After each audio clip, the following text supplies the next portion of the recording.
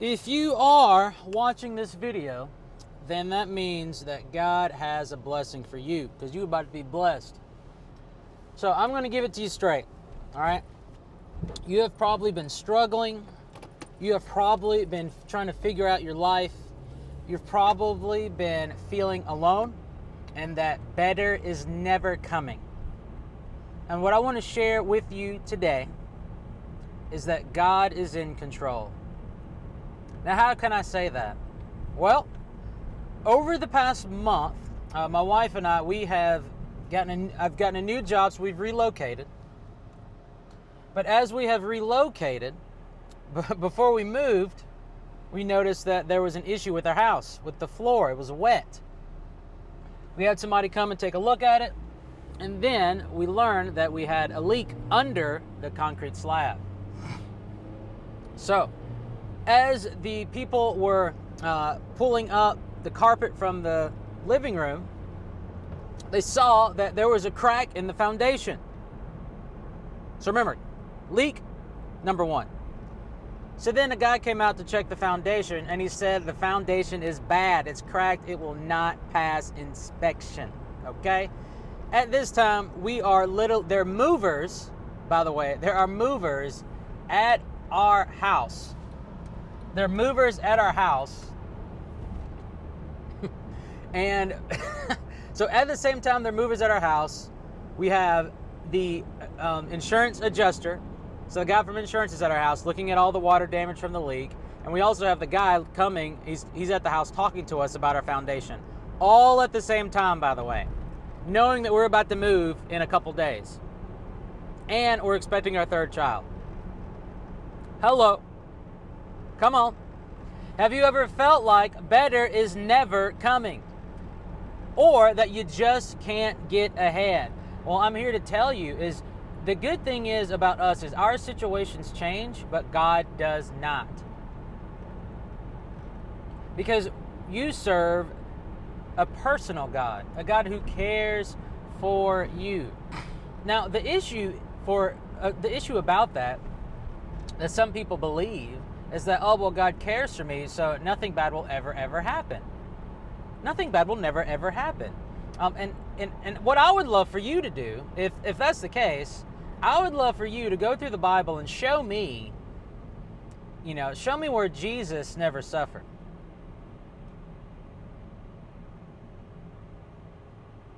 Oh, yeah, exactly. Because he did.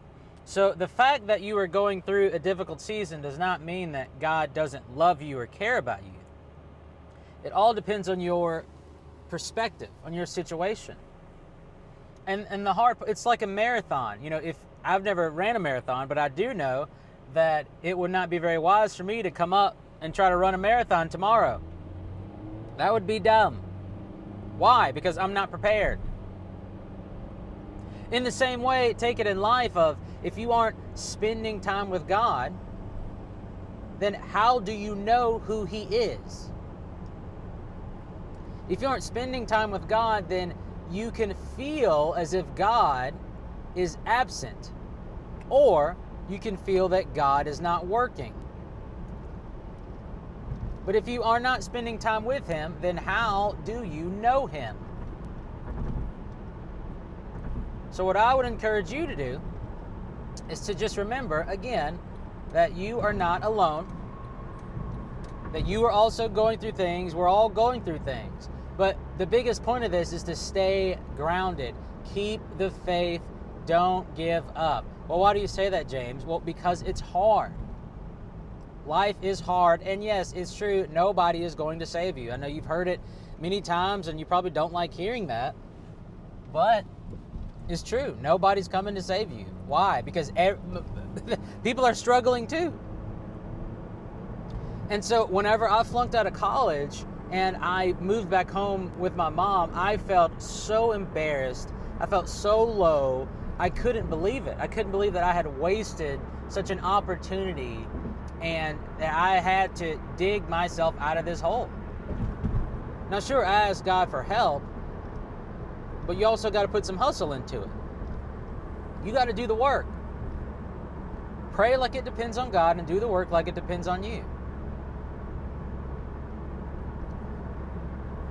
So later on, I went back to school. I got my undergrad, then I went back again and I got my master's. The whole point, again, is not, oh, look, James went back to school, but it's like when you are going through a difficult season and you don't know what to do,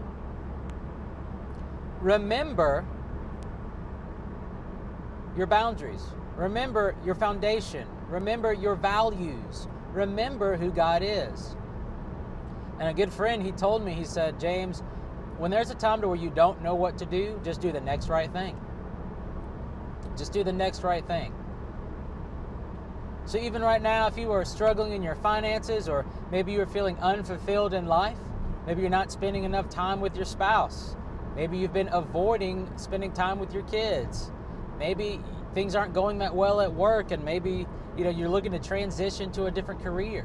Whatever the case is, when you feel overwhelmed and you feel like you don't know what to do, you are at wit's end, you are done, you're sick and tired of being sick and tired. When you're at that feeling and you don't know what to do, just do the next right thing. Now, some of you may go, well, James, what's the next right thing? Well, the next right thing is to slow down and allow God to move. Slow down and allow God to move.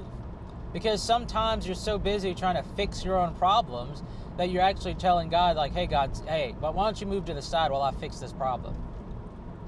And sometimes there's a reason for the season.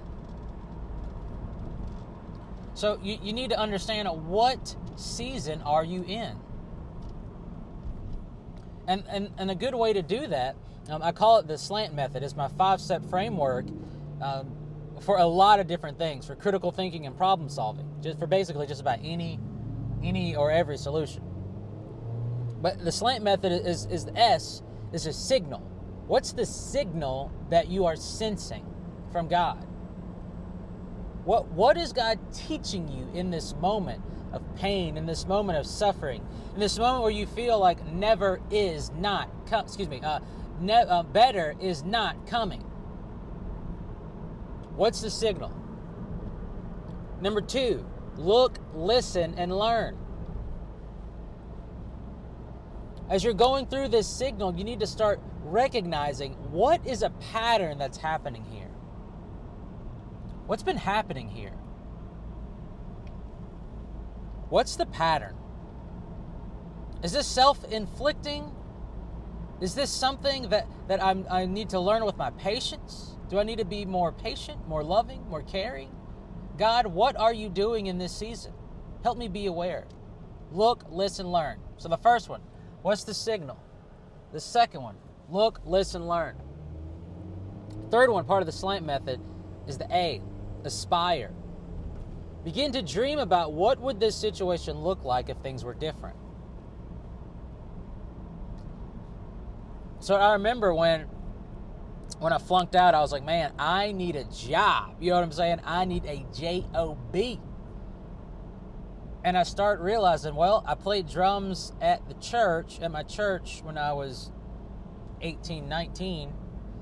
And I was like, well, what if I use that ability to make some money? So I got a job teaching drum lessons at this company. I was also teaching private drum lessons. And then it was like, wait a minute, what if I could play in a band and travel? So then I start playing with a band in contra dance and traveling. And I was like, man, what if I could play some professionally? And then I start getting professional gigs playing at theaters. So it was the aspire part, is I am in this situation, but if I can dream and have hope and faith that this will turn around and stick close to the Lord, then I can take the next step and do the next right thing. Now, the next step is where it gets hard, because N is navigate. All right, so the first 3 is really assessing. There's not a lot of momentum in regards to moving. It's just a lot of thinking. But N is where you navigate.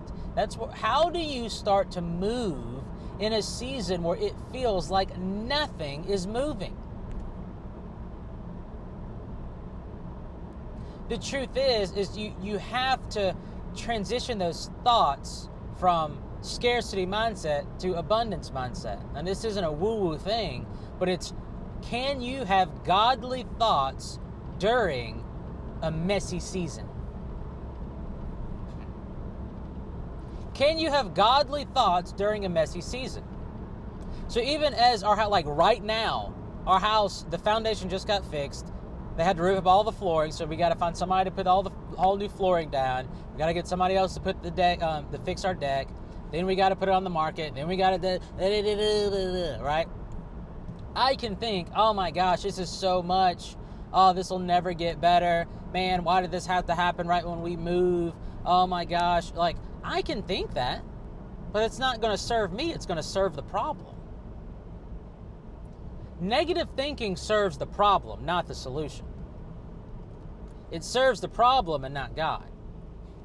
It serves doubt and not faith.